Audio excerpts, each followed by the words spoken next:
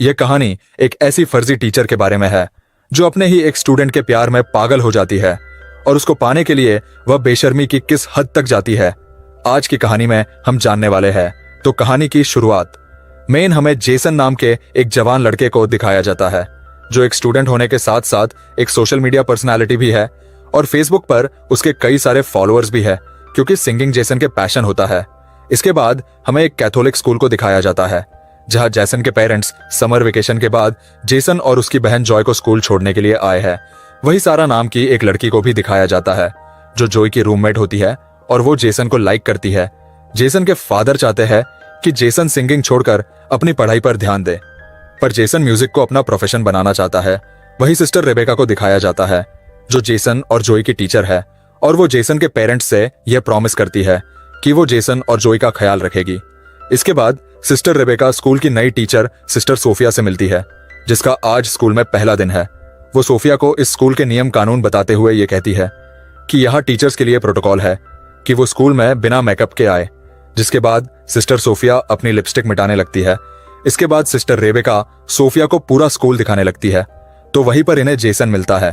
तो sister Rebecca उससे उसकी नई टीचर सिस्टर सोफिया से मिलवाती है, लेकिन सोफिया ये देखती है कि आज जेसन थोड़ा अपसेट है, जिस पर सिस्टर रेबेका उसे बताती है कि जेसन ने नशे के हालत में अपने फादर की कार का एक्सीडेंट कर दिया था। तब से जेसन के डैड उससे नाराज रहते हैं और जेसन स्टूडेंट होने के साथ साथ एक सोशल मीडिया पर्सनालिटी भी है। अब इसके बाद जैसे ही सोफिया अपने कमरे में आती है तो वो अपने लैपटॉप में जेसन को देखकर उसकी तरफ अट्रैक्ट होने लगती है और जेसन को लैपटॉप पर ही किस करती है, जिससे यह पता चलता है कि सोफिया जेसन को पहले से जानती है। अब अगले दिन वो अपनी पहली क्लास अटेंड करने जाती है और सभी स्टूडेंट को अपना इंट्रो देती है, लेकिन उसी दौरान जेसन और सारा को बात करते हुए देखकर सारा को आगे बिठा देती है, जिस पर सारा को बहुत गुस्सा आता है। लेकिन यह देखकर जेसन की बहन जॉय को थोड़ा अजीब लगता है क्योंकि कैथलिक स्कूल में टीचर इस तरह का रूड बिहेव नहीं करते हैं। अब जैसे ही सोफिया बुक ओपन करती है तो जॉय कहती है कि क्लास शुरू होने से पहले सभी प्रेयर करते हैं। जिसके बाद सोफिया खुद प्रेयर करने के बजाय वो जॉय को प्रेयर करने के लिए कहती है। जिसके बाद जॉय प्रेयर करती है और उसके साथ सारे स्टूडेंट भी प्रेयर करने लगते हैं। तभी जॉय देखती है कि सोफिया प्रेयर नहीं कर रही और वो ये बात अपने भाई जेसन को बताती है। तभी जेसन को उस समय सारा का मैसेज आता है, इसलिए वो जॉय की बात पर इतना ध्यान नहीं देता। अब स्कूल के बाद सोफिया जेसन से मिलकर पूछती है कि क्या सारा तुम्हारी गर्लफ्रेंड है? तो जेसन कहता है कि मेरी कोई गर्लफ्रेंड नहीं है। यह सुनकर सोफिया बहुत खुश होती है, पर अगली सुबह वो जेसन और सारा को किस करते हुए देख लेती है और जेसन को क्लास में भेजकर सारा को डांटने लगती है। जिस पर सारा कहती है कि तुम मुझे नहीं जानती, मैं उस आदमी की बेटी हूं जो इस स्कूल को फंड दिया करते हैं। लेकिन सोफिया को इस बात से कोई फर्क नहीं पड़ता और वो उसे जेसन से दूर रहने के लिए कहती है। अब क्लास के बाद सोफिया जेसन को रुकने के लिए कहती है और उसे कहती है कि तुमने तो कहा कि तुम्हारी कोई गर्लफ्रेंड नहीं है, फिर तुम सारा के साथ क्या कर रहे थे? जिस पर जेसन के पास इस बात का कोई जवाब नहीं होता। जिसके बाद सोफिया कहती है कि तुम एक बार मेरे चैम्बर में आकर मिलना। अब थोड़ी देर बाद जब जेसन सोफिया से मिलने के लिए जाता है तो वो देखता है कि सोफिया अपनी बॉडी को मॉइस्चराइजर कर रही होती है। असल में सोफिया ने जानबूझकर अपने कमरे का दरवाजा खुला रखा था ताकि जेसन उसे ऐसी हालत में देखकर उसकी तरफ अट्रैक्ट हो जाए। अब अगली सुबह सोफिया जेसन से पूछती है कि वो उससे मिलने क्यों नहीं आया, जिस पर जेसन कहता है कि वो भूल गया था। अब यहाँ जेसन और जॉय को स्कूल आए हुए 1 हफ्ता हो चुका है और वीकेंड पर उनके पेरेंट्स उन्हें अपने घर लेने के लिए आए होते हैं। वही सिस्टर सोफिया का जेसन के बगैर मन नहीं लगता, इसीलिए वो सिस्टर रेबेका से अपने आंटी की तबीयत खराब होने का बहाना करके स्कूल से लीव ले लेती है। इधर घर पर जेसन अपने डैड से कहता है कि वो स्कूल से 1 साल की छुट्टी लेकर अपने पैशन पर काम करेगा, लेकिन उसके डैड चाहते हैं कि वो अपना फोकस पढ़ाई में लगाए। जिस पर इन दोनों के बीच बहस हो जाती है और जेसन नाराज होकर बाहर आ जाता है और अकेले ही बाहर गाना गा रहा होता है। इसी दौरान सोफिया अपनी कार लेकर जेसन के घर आती है और छुपकर उसकी सिंगिंग को एंजॉय कर रही होती है। तभी जेसन को सारा का कॉल आता है, जिससे सोफिया गुस्सा होने लगती है और तभी सोफिया का पैर गलती से किसी चीज से टकराता है और आवाज आने पर जेसन उसकी तरफ बढ़ने लगता है। लेकिन तभी जेसन को जॉय का मैसेज आता है और वो वापस अंदर चला जाता है। अब सोफिया किसी तरह सारा को जेसन से दूर करना चाहती है, इसलिए वो अपनी पहली चाल चलती है जिसमें वो रात को सारा के कमरे में जाकर उसकी बुक में ड्रग्स रख देती है। लेकिन बाहर निकलते समय उसका सामना सिस्टर रेबेका से होता है, तो वो उन्हें बताती है कि उसे किसी की आवाज सुनाई दे रही थी, इसीलिए वो देखने के लिए यहाँ आई थी। इसी दौरान जोई नींद से उठ जाती है, जो सारा के रूम में ही रहती है, और दोनों की बातें सुनकर उसे सोफिया पर शक होने लगता है। अब अगली सुबह क्लास में सोफिया सारे स्टूडेंट्स को वही पेज ओपन करने के लिए कहती है जिस पर उसने सारा की बुक के उसी पेज में ड्रग्स रखा था। जिसके बाद वो सारा को ड्रग्स के साथ पकड़ लेती है और उसे कहती है कि तुम्हें इसके लिए बहुत बड़ी सजा मिलेगी। जिसके बाद इस बात की खबर पूरे स्कूल में फैल जाती है, जिससे सारा को स्कूल से सस्पेंड कर दिया जाता है। इसके बाद सोफिया सिस्टर रेबेका से कहती है कि आपको इस स्कूल की रेपुटेशन बचाए रखनी है, तो आपको बॉयज के कमरों की भी तलाशी लेनी चाहिए। जिस पर सिस्टर रेबेका जेसन और उसके दोस्तों के कमरों की तलाशी लेते हैं और उन्हें जेसन के बैग से शराब की बोतल मिलती है। दरअसल ये काम भी सोफिया ने ही किया होता है, लेकिन जेसन टीचर को कहता है कि मुझे नहीं पता कि ये बोतल कहां से आई और किसने रखी है। अगर आपने मुझे सस्पेंड कर दिया तो उस काम के लिए मेरी लाइफ बर्बाद हो जाएगी, जो काम मैंने असल में किया ही नहीं। और अगर मेरे डैड को यह बात मालूम हुई तो इस बार ये मेरी जान ले लेंगे। ये सुनकर सोफिया उन्हें एक सुझाव देती है, जिसमें जेसन की सजा ये होगी कि वह एक हफ्ते तक स्कूल के वो सारे काम करेगा जो अक्सर यहाँ की सिस्टर्स किया करती है, और जेसन भी इसके लिए मान जाता है।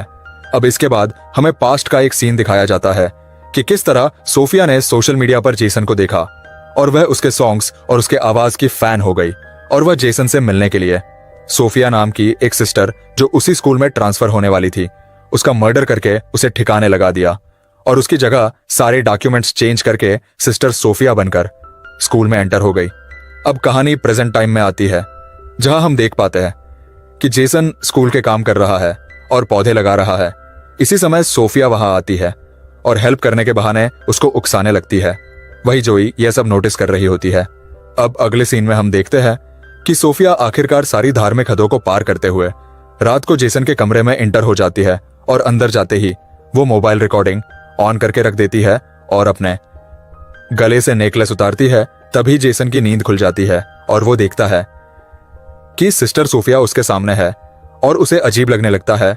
लेकिन सोफिया जेसन को अपनी अदा में बहकाने की कोशिश करती है और पास आकर जेसन को किस करने लगती है।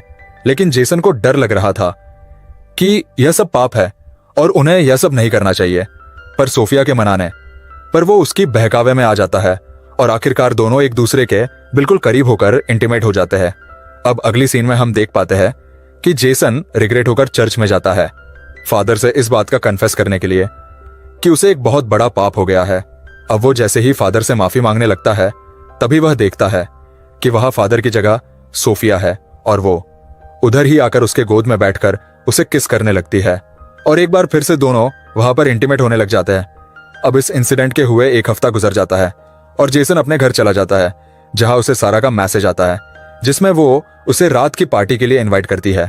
वही सोफिया भी स्कूल से निकल रही होती है, पर तभी वो सिस्टर रेबेका को किसी और स्कूल के फादर से असली सोफिया के बारे में बात करते हुए सुन लेती है, जिससे उसको यह पता चला है कि वो फादर असली सोफिया को बहुत पहले से जानते हैं। ये सुनते ही वो घबराकर कार की तरफ बढ़ने लगती है, लेकिन तभी सिस्टर रेबेका उसे देखकर कहते हैं कि तुम कहाँ जा रही हो, जिस पर सोफिया उन्हें अपनी आंटी की मेडिकल इमरजेंसी का बहाना करके वहां से निकल जाती है। अब उसी रात जेसन अपने डैड से कहता है कि वो सारा के घर पार्टी में इनवाइट है, लेकिन उसके डैड उसे जाने से मना कर देते हैं। जेसन सारा के घर जाकर काफी शराब पीता है, जिसके बाद सारा उसे एक कमरे में ले जाती है और दोनों एक दूसरे को किस करने लगते हैं। पर इसी दौरान जेसन को सोफिया के साथ किए हुए इंटीमेट सीन याद आने लगते हैं, जिसके बाद वो एक बियर बोतल लेकर वहां से निकल जाता है, लेकिन उसको पुलिस खुलेआम बियर की बोतल के साथ पकड़ लेते हैं। पर तभी वहां सोफिया आकर पुलिस को बताती है कि जेसन मेंटली काफी डिस्टर्ब है और उन्हें वो कन्विंस करती है कि वो जेसन को जाने दे, जिसके बाद सोफिया की बात मानकर पुलिस उसे जाने देती है। अब जेसन सोफिया से कहता है कि वो नशे की हालत में घर नहीं जा सकता, इसलिए सोफिया उसे होटल के एक रूम में ले जाती है। वहीं हम देखते हैं कि जेसन की माँ उसके डैड को यह समझाने लगती है कि उन्हें जेसन को उसके पैशन के लिए 1 साल का समय देना चाहिए, जिस पर जेसन के डैड मान जाते हैं और उसे घर वापस लाने के लिए जाते हैं। वहीं इधर जेसन को रूम में लेकर आने के बाद सोफिया अपने कपड़े उतारने लगती है ताकि दोनों फिर से इंटीमेट हो सके, पर जेसन को शक होने लगता है कि वो हर जगह उसे फॉलो कर रही है और वो कहता है कि हम दोनों ने आज तक जो भी किया वो वाकई में एक बहुत बड़ा पाप है और मैं इस रिग्रेट से बाहर नहीं निकल पा रहा हूं और अब आगे से हम दोनों ये सब कभी नहीं करेंगे। लेकिन सोफिया कहती है कि हम दोनों के बीच काफी सिमिलैरिटी है और हम दोनों के ही डेढ़ हमें नहीं समझाते और हम दोनों एक दूसरे से मिले ही इसलिए कि दोनों एक दूसरे के साथ रह सके। लेकिन जेसन सोफिया की कोई बात नहीं मानता और वो सोफिया को उधर ही छोड़कर चला जाता है, जिससे सोफिया को बहुत गुस्सा आता है। वही जेसन के फादर उसे ढूंढ लेते हैं और उसे कहते हैं कि उन्होंने कहीं ना कहीं जेसन को फोर्स किया है और वो उसे सॉरी कहकर उसे एक मौका देने की बात करते हैं। अब अगले दिन सुबह जब जेसन और जोई दोनों स्कूल के लिए निकलते हैं तो सोफिया भी वहां होती है और वो उन्हें देखकर कार स्टार्ट करके जाने लगती है। तभी जोई उस कार को देख लेती है और स्कूल आकर उस कार को ढूंढ भी लेती है और नंबर के जरिए ऑनलाइन चेक करती है, जिससे उसे पता चलता है कि वो कार सोफिया के नाम पर ही रजिस्टर है, जिससे जोई को मेन यकीन हो जाता है कि वो सोफिया ही थी जो उनके घर के बाहर ठहरी थी। वहीं इधर जेसन अपने कमरे में जाता है तो सोफिया उसे बेहोश पड़ी मिलती है, जिससे वो घबराकर उसे होश में लाने के लिए माउथ टू माउथ ऑक्सीजन देने की कोशिश करता है, लेकिन उसे पता चलता है कि सोफिया नाटक कर रही है, जिस पर जेसन सोफिया पर गुस्सा होकर यह कहता है कि मैं इस बारे में फादर को रिपोर्ट कर दूंगा। लेकिन सोफिया को इस बात से कोई फर्क नहीं पड़ता और वो कहती है कि अगर तुमने रिपोर्ट किया तो मैं भी सभी को बता दूंगी कि तुम एक स्टूडेंट होकर किस तरह एक टीचर के साथ बेशर्मी की सारी हदें पार कर चुके हो। अब जेसन समझ जाता है कि वो बुरी तरह फंस चुका है। तभी उसे जोई फोन करके सोफिया के कार के बारे में बताती है, जिस पर जेसन उसे कहता है कि वो इस बारे में किसी को ना बताए।